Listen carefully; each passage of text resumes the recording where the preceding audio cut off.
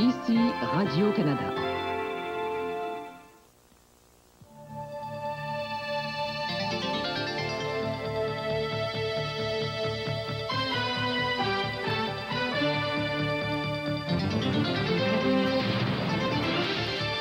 Allemagne de l'Est, le numéro 1, Erich Honecker, ne veut pas de la perestroïka. Hongrie, le parti communiste au pouvoir se transforme en parti socialiste, du jamais vu en Europe de l'Est. Et Hollywood vient de perdre une de ses dernières grandes stars, Bette Davis, s'éteint à 81 ans.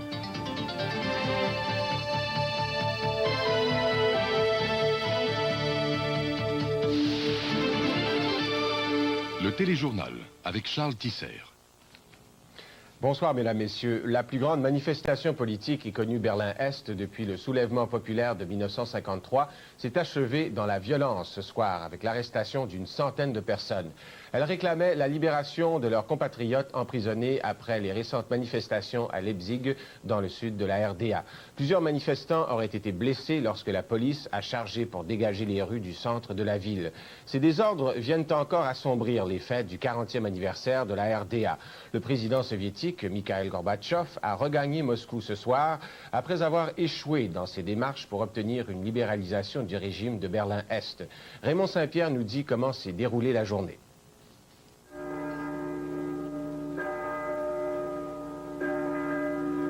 À Berlin-Est ce matin, Mikhail Gorbatchev et Erich Honecker tentent de remettre leur pendule à l'heure. Der Deutschen Demokratischen Republik.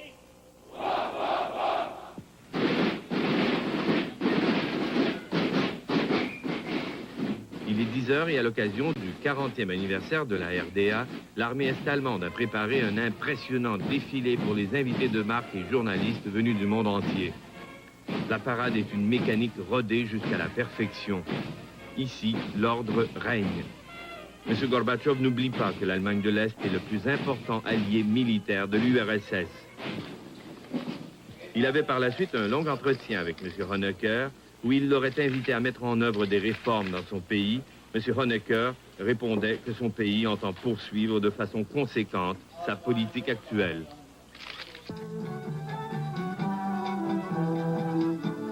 Sur la grande place de Berlin-Est, l'Alexanderplatz, on avait invité la population à fêter. On pouvait y entendre du Dlenmele par la fanfare des policiers.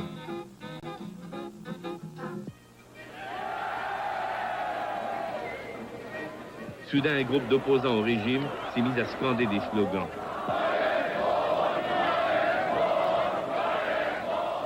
Ils étaient un noyau de 2000 personnes environ à réclamer l'intervention de Gorbatchev, à chanter l'international.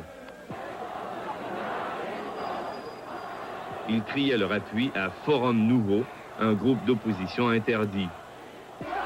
Plusieurs membres du Stasi, service de sécurité en civil, étaient là pour tenter de contenir les manifestants qui réclamaient leur départ.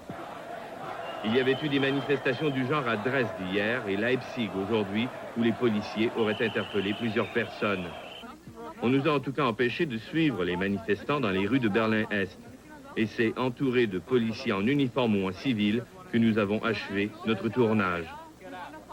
Ces groupes d'opposition sont une petite minorité. Le régime Honecker voulait envoyer un message au monde aujourd'hui. Nous sommes un pays fort, nous avons une armée forte, nous sommes relativement riches, dans le bloc de l'Est en tout cas. Il ne sert à rien à l'Ouest ni à l'Est, il serait même nuisible de nous déstabiliser. Ce soir, la police interdisait l'accès à des églises où s'étaient exprimés des dissidents ces derniers jours. Raymond Saint-Pierre, à Berlin-Est. À Moscou, des milliers de Soviétiques ont manifesté aujourd'hui pour dénoncer le harcèlement subi par deux juges d'instruction qui enquêtent sur Igor Ligachev, l'un des durs du Kremlin. Les manifestants ont formé une chaîne humaine sur plusieurs kilomètres au centre de la rue Gorky, menant au Kremlin. La foule, qui scandait des slogans favorables à Boris Eltsine, l'enfant terrible du Parlement soviétique, réclamait un traitement plus équitable pour les deux magistrats. Une enquête sur une affaire de corruption leur a été retirée lorsqu'ils ont commencé à soupçonner Igor Ligachev. Une autre première en Europe de l'Est. Le Parti communiste au pouvoir en Hongrie s'est volontairement transformé en un parti socialiste. 80% des délégués réunis en congrès à Budapest se sont prononcés en faveur de ce changement historique. Le nouveau parti défendra les principes de la démocratie parlementaire, des libertés civiques et de l'économie de marché.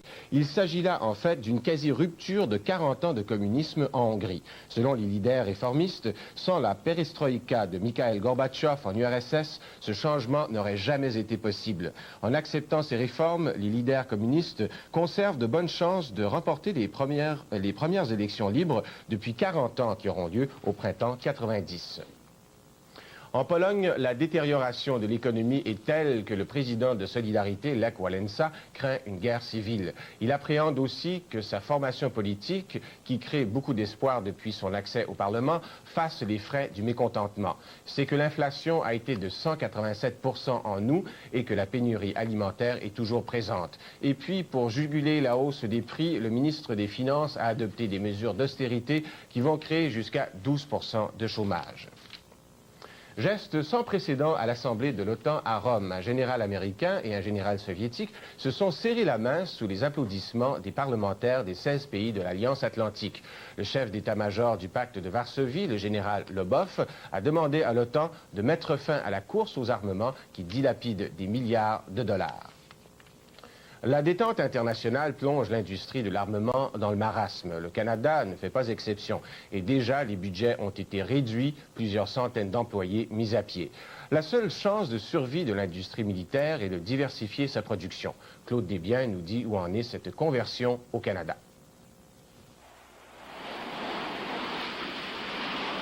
L'heure est au désarmement mondial. Les États-Unis ont décidé de couper 10 milliards dans leurs dépenses militaires et le Canada 3 milliards. Les grands conflits internationaux sont terminés et d'ici la fin du siècle, eh bien, les experts prévoient une réduction de 50% des dépenses mondiales dans ce secteur. C'est donc une totale rupture avec la croissance des budgets militaires des années 80, une rupture qui a commencé à créer une hémorragie dans l'emploi. Les arsenaux canadiens et Expro, exemple, des fabricants québécois de munitions et d'explosifs, ont congédié 700 travailleurs. Perte d'emplois et des milliers d'autres aussi qui sont menacés de disparaître dans les chantiers navals du Québec. Les industries Lytton de Toronto connaissent également des jours sombres. Mais il faut s'attendre à ce qu'au cours des prochains mois, d'autres industries soient touchées, notamment l'industrie aéronautique, qui, elle, va peut-être subir les contre-coups des coupures du gouvernement américain dans les grands systèmes de défense aériens. Pour éviter de couler à pic, eh bien, les entreprises canadiennes n'ont pas beaucoup de solutions. Elles doivent redéployer leurs activités militaires vers le civil. Il faut que soit planifiée la décroissance aussi de l'industrie militaire par des programmes soit de diversification de la production ou de reconversion s'il y a des usines qui ferment. Mais le problème, c'est que trop d'entreprises ont concentré dans le passé leur recherche et développement vers la technologie militaire. Pour avoir une industrie, ça prend de recherche dans le produit, dans le système. Et dans le passé, je ne pense pas que ça a été fait au niveau que ça aurait dû être fait si on veut vraiment avoir une industrie. Oerlikon Aérospatiale de Saint-Jean, fabricant de systèmes de missiles, venu comme d'autres s'installer au Canada pour profiter de la manne militaire des années 80, a compris vite qu'il fallait se redéployer vers le civil. Oerlikon, aidé par le fédéral, va dépenser 100 millions de dollars en recherche et développement dans les secteurs de l'électro-optique, l'intelligence artificielle et les logiciels. Les experts affirment que la nouvelle liste d'épiceries qui doit venir du prochain livre blanc du ministère de la Défense ne sera pas une solution durable à long terme. La seule solution viable, c'est une réorientation vers la production civile et cela doit se faire de façon concertée entre gouvernement, entreprises et syndicats. Ici Claude Desbiens à Montréal.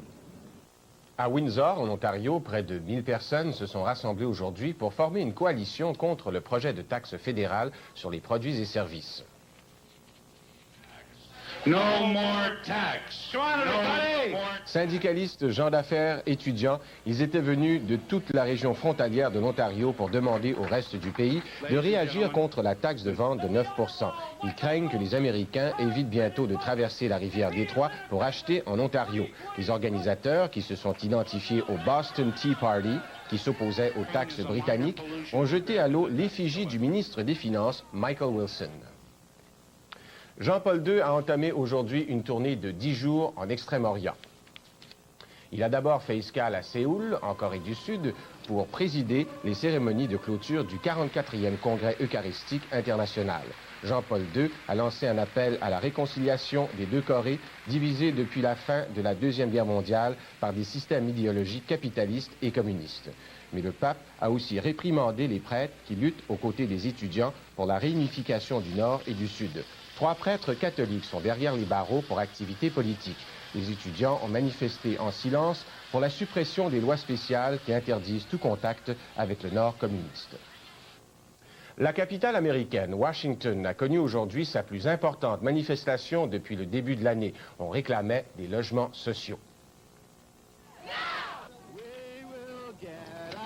Ils étaient 200 000 coude à coude venus de partout aux États-Unis pour réclamer la construction de logements à prix modique.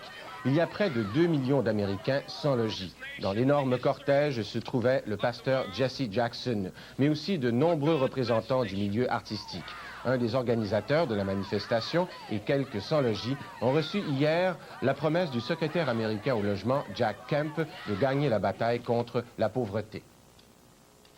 L'un des derniers monstres sacrés de l'âge d'or d'Hollywood n'est plus. L'actrice américaine Bette Davis est morte la nuit dernière des suites d'un cancer du sein à l'hôpital américain de Neuilly, en banlieue de Paris. Elle était âgée de 81 ans. Claude Gervais relate les grandes étapes de la carrière de Bette Davis, une carrière qui s'est étalée sur plus de 50 ans. Bette Davis connaît la gloire au milieu des années 30. Elle reçoit un Oscar pour le film Jezebel. Puis, par la suite, elle joue des dizaines de personnages, dont celui d'une jeune fille dominée et écrasée par sa mère. Un sort que connaîtra plus tard sa fille aînée et qu'elle dénoncera dans un livre vengeur. Bette Davis n'aura pas de chance non plus avec ses 4 mariages qui finiront tous par des divorces. One cannot have everything, and I've had most of it. You divided my child from me. You adopted her. You even took away my legal right to her. Après 80 films et 2 Oscars, la star cultive son aura de légende vivante du cinéma. When I arrived in Hollywood, Quand je suis arrivé à Hollywood, ils ne savaient vraiment pas quoi faire de moi avec la tête que j'avais. kind of thing. I did not know. They're nobody's fans. They're juvenile delinquents. They're Mais Bette Davis, elle, sait ce qu'elle veut et où elle va, malgré un physique ingrat et une voix plutôt rauque. Fasten your seat belts. It's going to be a bumpy night. Fasten your seatbelts. It's going to be a bumpy night. Attachez vos ceintures, la nuit sera mouvementée. C'est toute une carrière mouvementée qu'elle a eue, faite de rôles souvent délaissés par d'autres, des rôles de composition qui vont lui valoir les plus grands éloges. I'm very grateful to members of the Academy, members of the Screen Actors Guild for this award. Des yeux extraordinaires, une rare présence, Bette Davis, comme elle le souhaitait, laissera le souvenir d'une très grande actrice. What I would like to be remembered by is she was a good actress. Yes, I would like that. Un reportage de Claude Gervais. Le roi Hussein de Jordanie entreprendra mardi une visite officielle au Canada. Il rencontrera le premier ministre Mulroney et le secrétaire d'État Joe Clark à Ottawa pour discuter de la situation au Proche-Orient et des relations bilatérales. Le roi Hussein évoquera entre autres le soulèvement des Palestiniens dans les territoires occupés par Israël. La Laponie constitue la seule région vraiment exotique de la Scandinavie. Elle s'étend loin au nord du cercle polaire. Elle recèle une langue, une culture, des mœurs différents, bref, un mode de vie à part. Ce qui distingue les Lapons des autres Scandinaves, c'est qu'ils dépendent entièrement de leur environnement. Mais cet environnement devient de plus en plus fragile, a constaté Francine Bastien. Depuis l'Antiquité, les Lapons et leurs reines sont engagés dans un combat pour la survie. Aujourd'hui, le combat n'est plus uniquement entre l'homme et la bête. Il est surtout entre l'homme et son environnement. Au moins 10 fois plus de rennes que de Lapons habitent la Laponie, et c'est pour cela que les Lapons survivent. L'élevage et l'abattage de rennes est une chasse gardée des Lapons, légalement interdite aux autres. Les bêtes ont comme pâturage une nature grandiose de toundra et de forêt, à même des réserves exclusives aux lapons. La construction de routes, l'utilisation des rivières et l'exploitation commerciale de la forêt empiètent de plus en plus sur les territoires lapons et constituent, selon Steinberg, la menace la plus sérieuse au mode de vie traditionnel des lapons. Aujourd'hui, les lapons élèvent le renne pour sa viande, une industrie fort profitable, bien qu'elle n'embauche qu'un petit nombre de personnes. C'est aussi l'industrie qui relie les lapons à un mode de vie millénaire. L'accident nucléaire de Tchernobyl a coûté des milliers de têtes de bétail aux éleveurs lapons. Encore cette année, le prix de la viande souffre des retombées de cet accident écologique, même si la viande n'est plus contaminée. Olof Blendo est un riche propriétaire lapon. Il possède au moins 10 000 têtes de bétail. Un héritage qui a traversé plusieurs générations de sa famille. Un mode de vie qui a beaucoup changé au cours des âges. Quand le grand-père avait l'âge du petit-fils, les lapons étaient nomades et se déplaçaient avec leurs troupeaux. Aujourd'hui, Olof n'est pas certain que son petit-fils devienne éleveur de rennes. Au rythme où les pâturages disparaissent, explique Olof, bientôt il ne restera plus de troupeaux assez nombreux pour soutenir le mode de vie lapon. Isolés par une nature altière et jaloux de leur liberté, les lapons ont traversé les siècles par leurs propres moyens. Aujourd'hui, leur espoir réside dans un soutien accru de l'État pour sauver leur langue, leur culture, leur façon de vivre, menacés par des forces qui défient l'héritage des siècles. Ici, Francine Bastien à Jukkasjärvi, en Laponie. À la météo maintenant, le temps sera nuageux demain dans presque tout le centre et l'est du pays. On prévoit également du gel ce soir dans plusieurs régions du Québec et de l'Ontario. Les prairies connaîtront cependant du beau temps demain.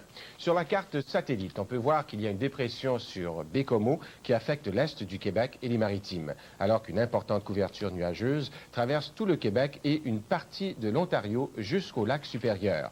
À Saint-Jean-de-Terre-Neuve, demain, ce sera nuageux avec éclaircies. On prévoit des passages nuageux à Halifax et Moncton et de la pluie à Gaspé. Des nuages à Montréal avec des possibilités d'averses, risque de neige fondante à Sainte-Agathe. Et ce sera partiellement nuageux à Trois-Rivières et Sherbrooke. Des passages nuageux également à Québec, au Saguenay-Lac-Saint-Jean et en Abitibi-Témiscamingue. Des nuages à Ottawa et Toronto, risque de neige fondante à Sudbury et du soleil à Windsor. Ce sera généralement ensoleillé à Winnipeg, Regina et Edmonton, mais on prévoit une possibilité d'averse à Vancouver et le temps sera nuageux à Whitehorse et Yellowknife.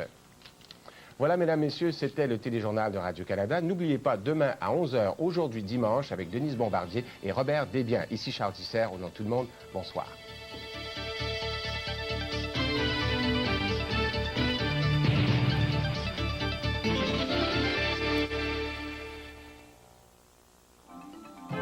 Ici Radio-Canada.